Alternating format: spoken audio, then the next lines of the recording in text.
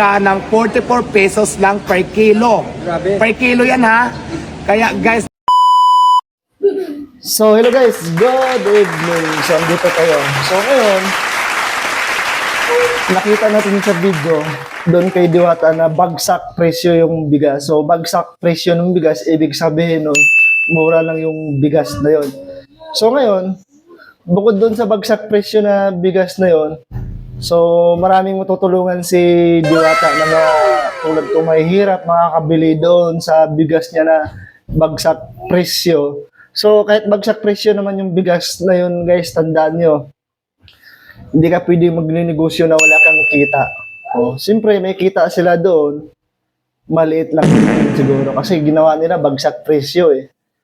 Kasi, pagka bagsak presyo, mura na lang yung bigas na yun. So, bukod sa bagsak presyo, ang daming-daming matutulungan ni Diwata na katulad kong mahihirap na makabili doon sa bagsak presyo nila.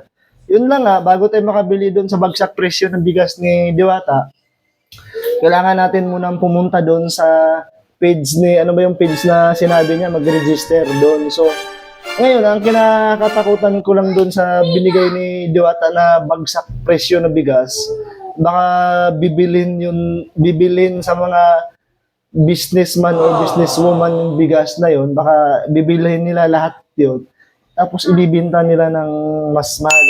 Wag naman sana ang makabili dun sa bagsak presyo ng bigas na inano ni Diwata. Sana makabili lahat, yung mga katulad kong mga mahirap, dahil mura lang yun, sinanduming yun eh. Oo. Sana hindi mabili sa mga businessman, kasi pag nabili ng businessman yun lahat, siyempre, bibinta nila yun ng mas mahal. Oh, so ngayon, dadagdagan nila yung presyo na yun. So yung presyo na binigay ni Diwata, pag nabili sa businessman, siyempre tataas na yun. Sana makabili doon, katulad natin mga mahihirap. Kasi napakalaking tulong yun guys, bagsak presyo na bigas guys. Napakamura lang yun. So ito guys, yung video na to, so pakinggan natin si Diwata dito sa bagsak presyo na bigas ni Inano niya. Let's go. Pakinggan natin. ka ng 44 pesos lang per kilo. Grabe. Per kilo yan ha. Kaya guys, napakalaki ng inyong madi-discount.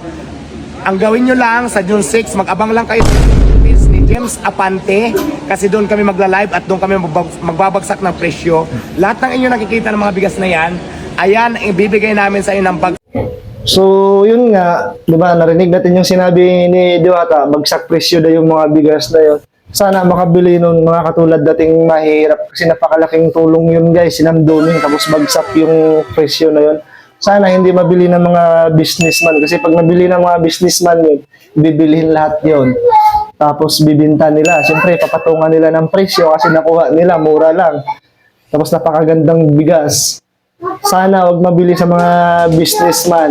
Sana makabili nun mga katulad lang natin mga mahihirap.